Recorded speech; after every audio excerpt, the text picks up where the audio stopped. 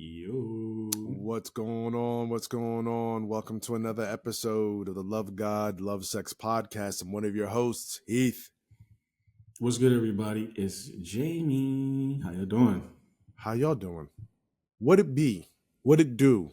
Who it be? What it be like? These are the questions of Shakespeare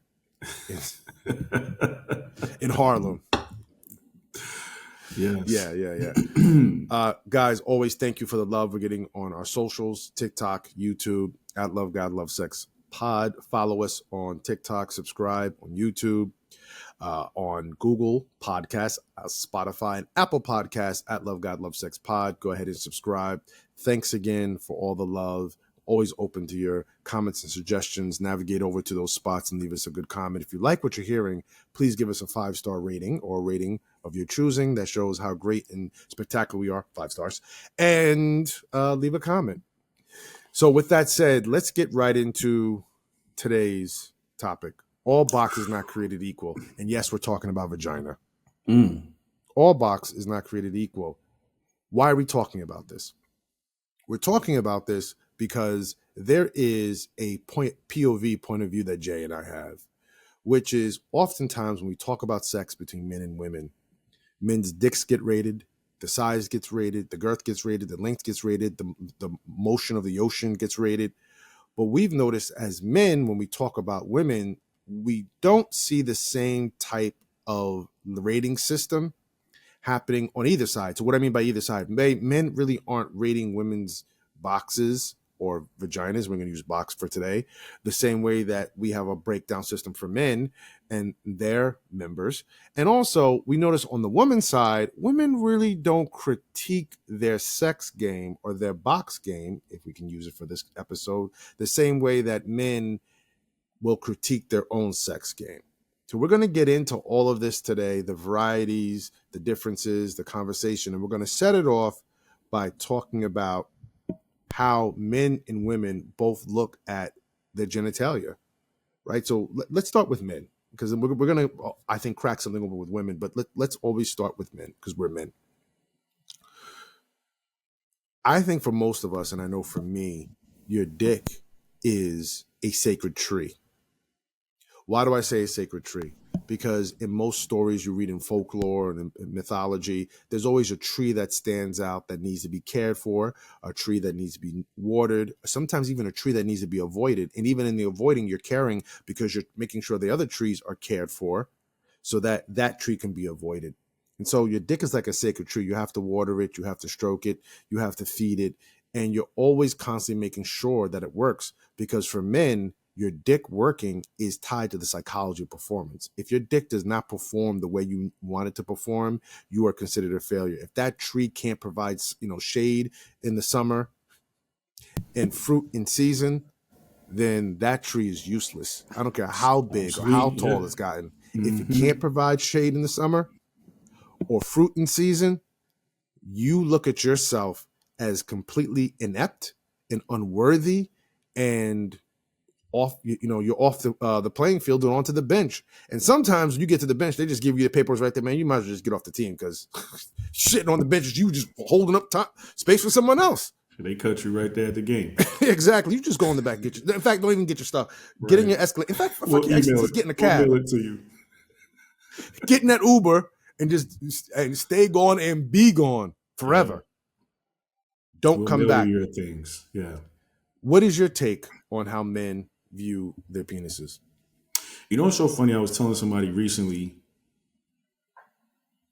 I am excited every morning I wake up with an erection. Because it's healthy.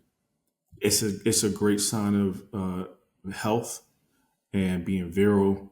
And to me, it's just a signal that my body still has vitality and I can still do what I need to do for myself to sustain myself, to get better at, whatever the day's demand is in terms of task and workload. I still have the vitality to do it and perform.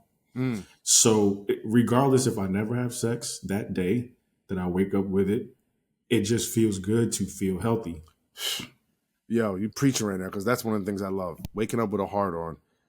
it becomes so much more precious to you as you begin to age, or recognizing that you are aging, because you're always aging, but the recognition. Yeah. So yeah, I mean, I think that right there to me is the complete picture of what it means to this, the importance of this member. Mm. Um, I mean, I also do believe that men are a prize, just like women are a prize. And I think in terms of moving society forward, you need a penis, just like you need a vagina. And so, because there's a need for this member, it has its own inherent value. And so, that's just what I'm trying to affirm in myself. Like, yo, you have every day you wake up, you have inherent value Mm. because of the member and the body that you occupy. Yeah. Yeah. And another thing I'm going to add, and that those are all great. I've seen a TikTok that says if you're not horny, you're not healthy. So there's the idea of nitric oxide, eating a Yeah. certain way, eating certain types of meals, certain type of foods, ingredients, spices, all important to maintaining health, especially for men. Some of our diets are just atrocious. But the other side of having a member, before we get into women, is my dick is a weapon. I think Redman once said on his first album, What the Album, my dick's named Machete and it stabs much hoe cakes. My dick's named Machete and it stabs much hoe cakes. Shout out to Reggie Noble. Yeah. Redman, Newark in the house. Shout out to Jerry Newark. But I think we as men have groomed, or we groom our dicks to be weapons, because our penises perform. They go out and they become unsheathed, right? You unsheath your sword and you insert. And then that sword has to do some serious work. It has to be able to provide pleasure. Now, some men think about women's pleasure, but as from our anecdotal survey, a lot of men ain't thinking about women's pleasure. They're just thinking, I went in there, I got it. 1, 2, 3, sleep, get up, get out, whatever. Or even sleep, just get out. And you ain't thinking less about whether she enjoyed herself or reached higher planes of pleasure, because you got yours. And so I think the dick is, again, the performance element, the weapon element is a big part of the dick experience right now for a lot of, I think, virile or men who see themselves as virile men in America. And that's another part that I think will tie into when we get into the woman's side as well, into this larger part of this conversation. The weapon. Death Wish 4 with Charles Bronson. This time, the weapon is personal. What was his catchphrase? Oh, son. They're all on HBO right now. And those movies were abysmal. It was like, make my day, punk. Oh, no, that was Clint Eastwood. Yeah. But I can't remember what Death Wish was with Charles Bronson. Dude was like a 95-year-old man doing action movies. Right, with the 44 Magnum. The dude was 95 from the time he was like 1945. I mean, he's just an old. Like, you pull the trigger on that, man, that blowback would just take your whole torso off. Crazy. I mean, but I think to your point though, it kind of shows how men view the member when they have a weapon like that. Like, they think, especially if it's got some size and some weight to it. Mm-hmm. You know what I'm saying? It's the heat or it's been told missile. it has some weight to it, or it's been told that it, Exactly. It's been told. It's been told. It's been affirmed. Oh yeah. It's been verified. There's been an affidavit. You can go back and get the claim sheet. See the credentials. But so nobody ever told me growing up that I should look at it that way. It's just, I think maybe just through my life experiences or coming into the understanding of inherent value. And like I said, I see that in both men and women. Both men and women have that. Just my life experiences have kind of taught me, like, yo, I never heard that men were a prize growing up.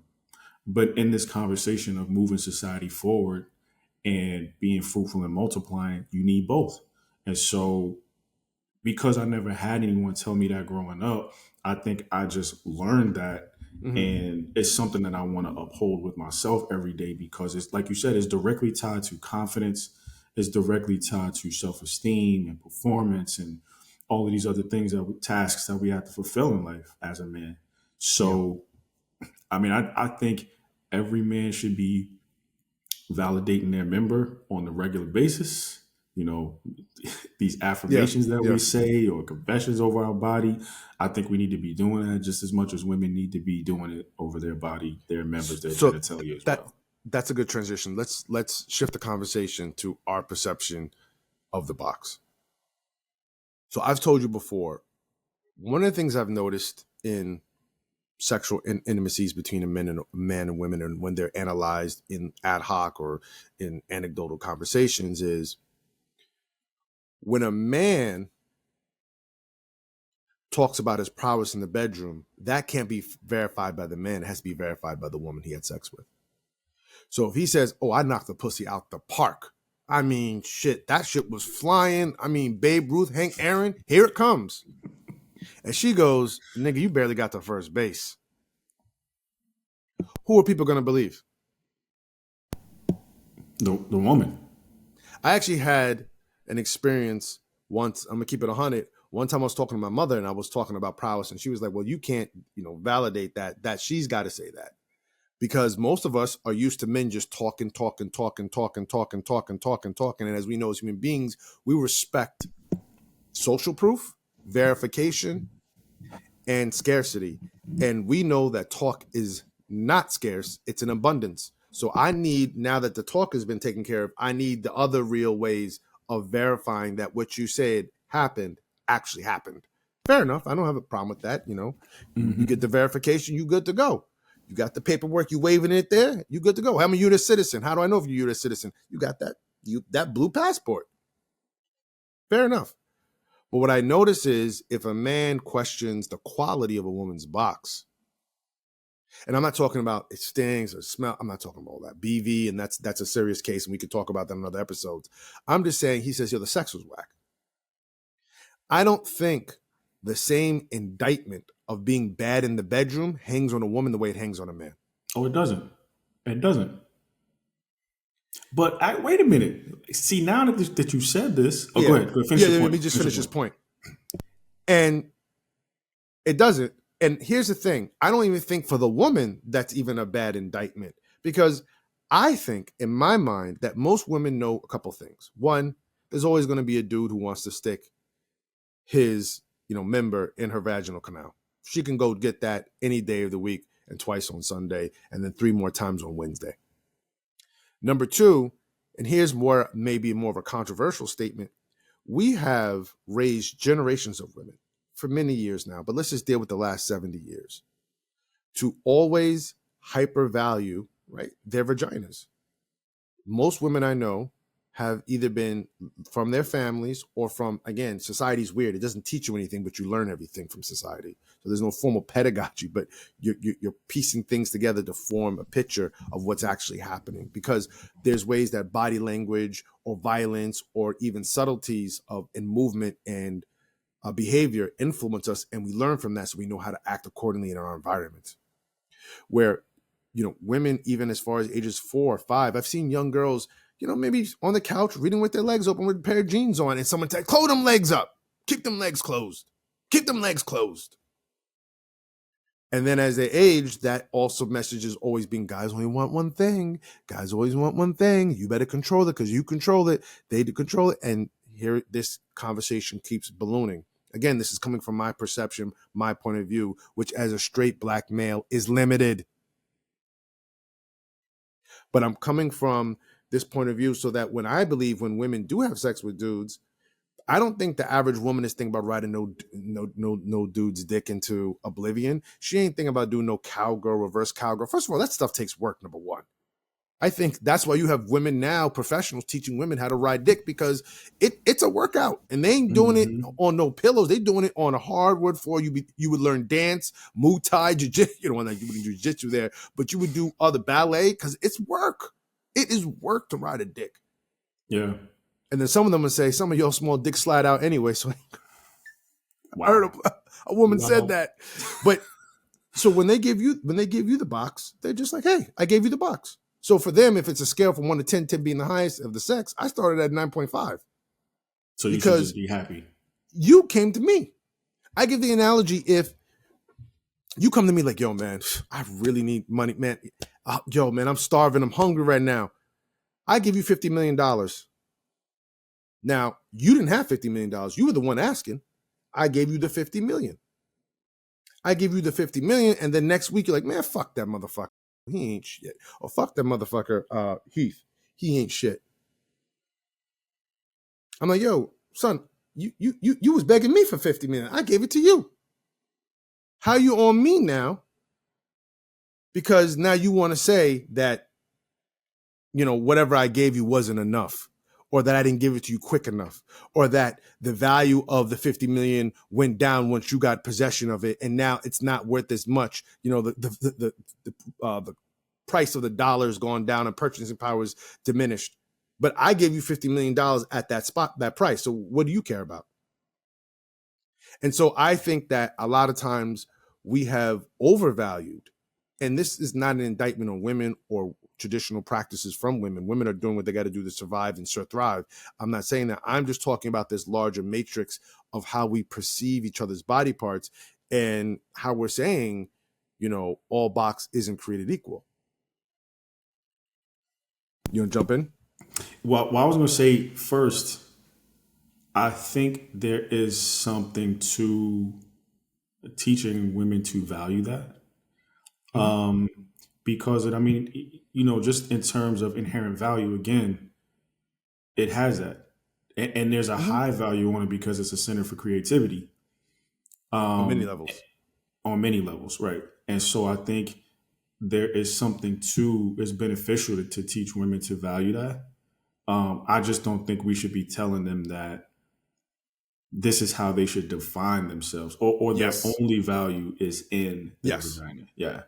So I'm with you on that. Yeah, that's the point I'm making.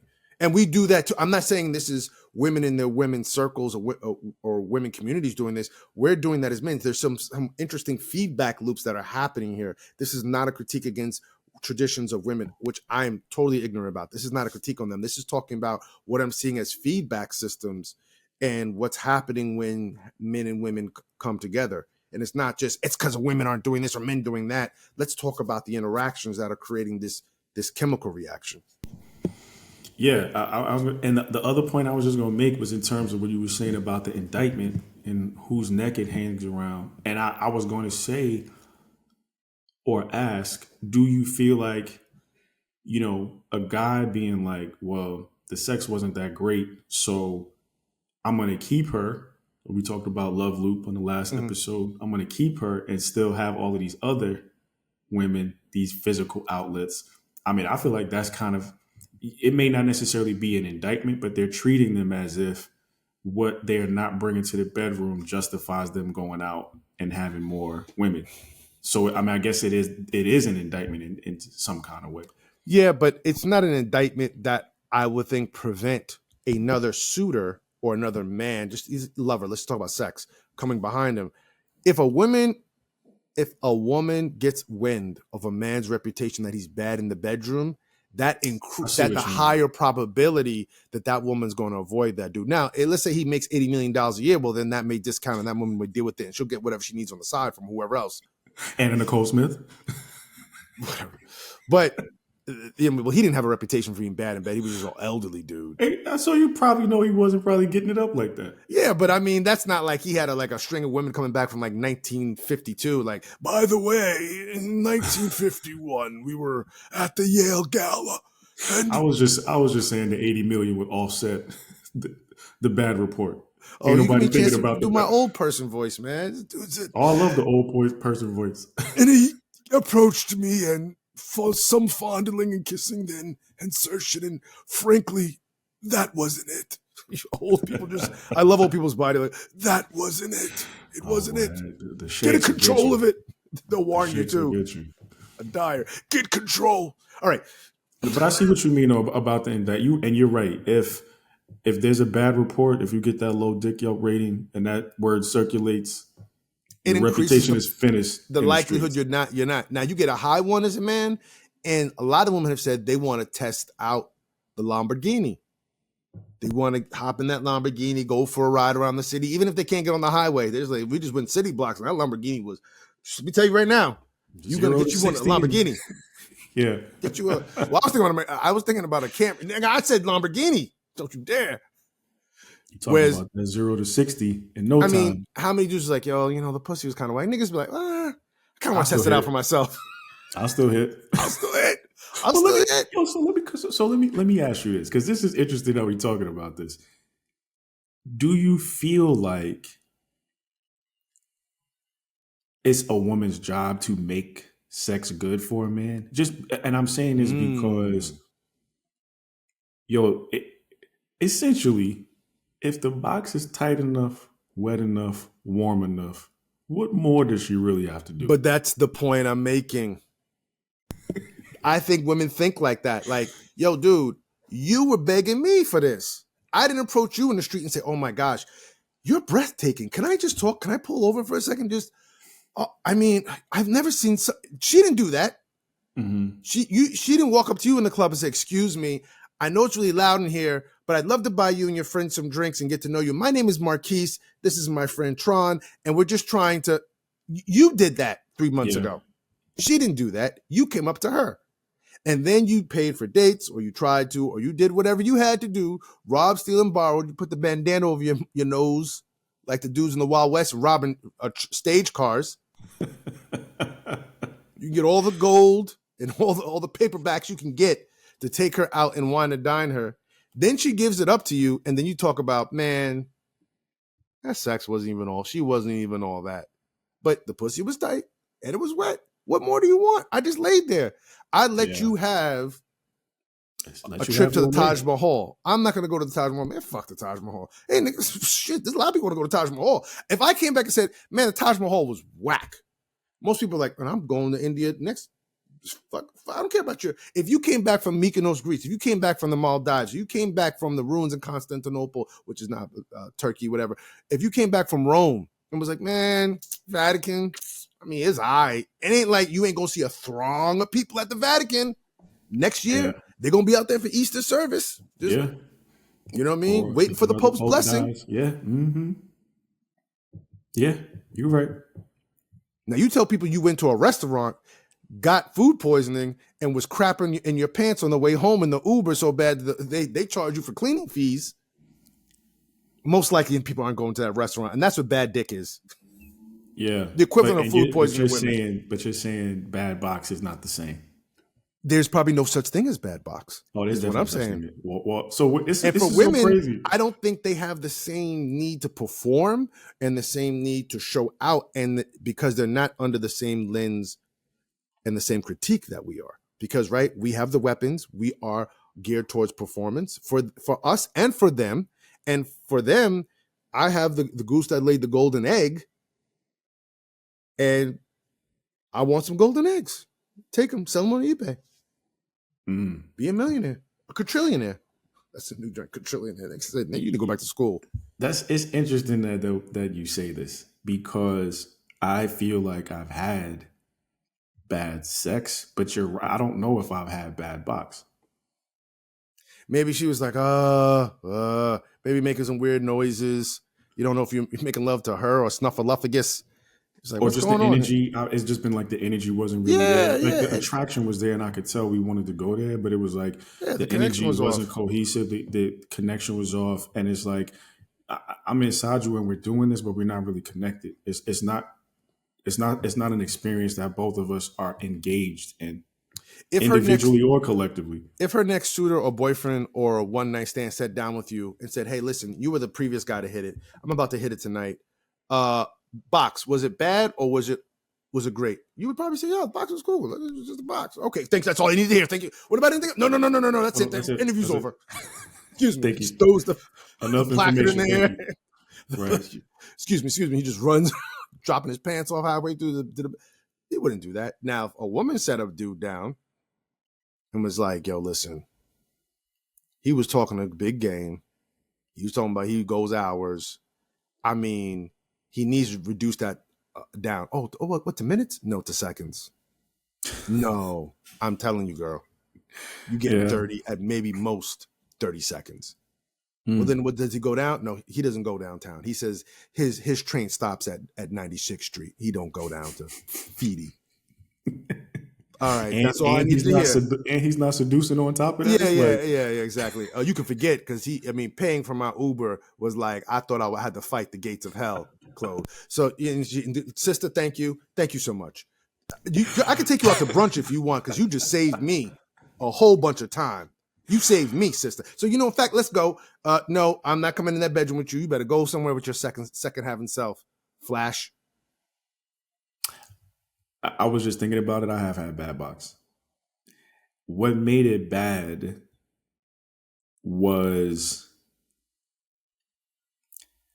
I, it's weird to say this, but it was too wet. It's just, I know it's weird to hear something like that, but for me, I actually like friction, and because it was just like so wet, there wasn't a lot of it. It almost felt like, I don't know. Have you ever tried to masturbate with too much lubricant? yeah. I know what you're talking about. It's just like It's you like just that. can't get a whole. You need something in there. You could just something. I understand what you're saying. For a second, I thought you were That's what like, made it bad. But I mean, I guess I can't really call it bad because having moisture is a great functionality. It's a sign that she's healthy. oh, the waterfalls in Switzerland are just too waterfally. It's just like you're in Zurich and then you're traveling, you're on the countryside, and the waterfalls are just. Oh, the waterfall in Lake Victoria isn't that big. I mean, but I say people be at Lake Victoria. I know someone got proposed in Lake Victoria. They'll be proposing next year and the year after that. 50 years from now, if the planet's still around, they'll be proposing at Lake Victoria, but they won't be at that restaurant that gave your boy and your homegirl the runs that made them crap in that Uber. Yeah, facts. So yeah, I guess I got to recant on that. It wasn't bad box. It was just a bad experience because it wasn't ideal for the type of feeling and sensation that I like. Now, again, I'm not talking about when there's an issue, or some people have talked to me about, smelly vaginas. Again, I'm keeping that aside because there needs to be education around what's happened with women's bodies. I know that the two night podcast, but it's a podcast with a woman from England who's a porn star who was talking about BV and that guys usually give women BV. So I don't want to have a conversation about smelly vaginas without being educated about it, because that would be unfair to women. And if we're really going to talk about it, we should have a woman on the podcast who can educate us about it. So that's just, one piece to it. But this piece of a healthy, normal, even a woman, I think, is not even thinking. If you told a woman, hey, man, I got something to tell you. Yeah, what's up? Your box is bad. She's like, what are you talking about? I mean, we had sex and yeah, I nutted, but yeah, you can't. I nutted, but it ain't all that. It ain't all that to me. You even think she's going to be thinking like, yo, I've never heard this before. Mm-hmm. B, you nutted. You asked to nut in me. I let you nut in me. I took a plan B and then took another plan C, D, and F. And now you telling me trying to have your child. Yeah, because I definitely don't want no child that can come and tell me, that vaginal canal I was born out of was.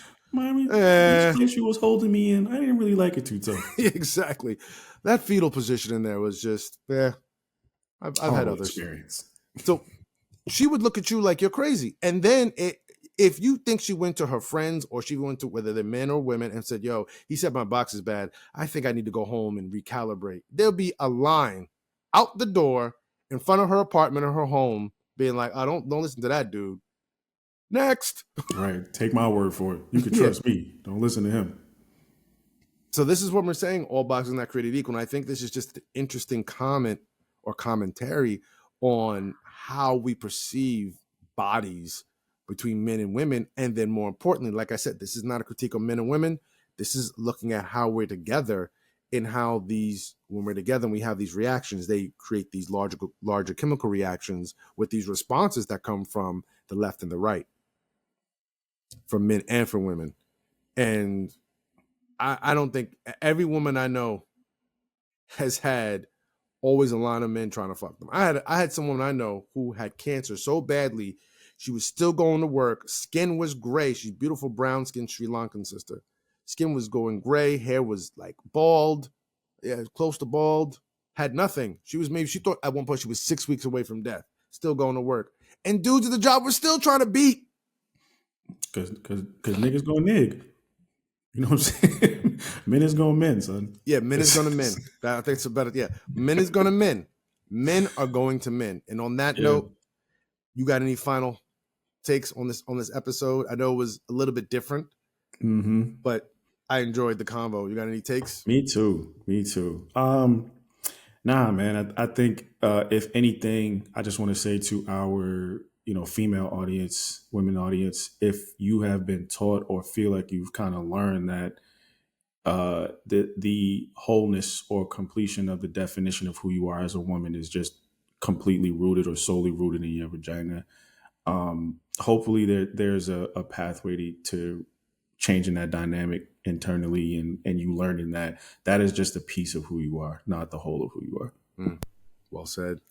And for me, maybe I need to go check out some of those places I mentioned: Greece, Mykonos, Maldives.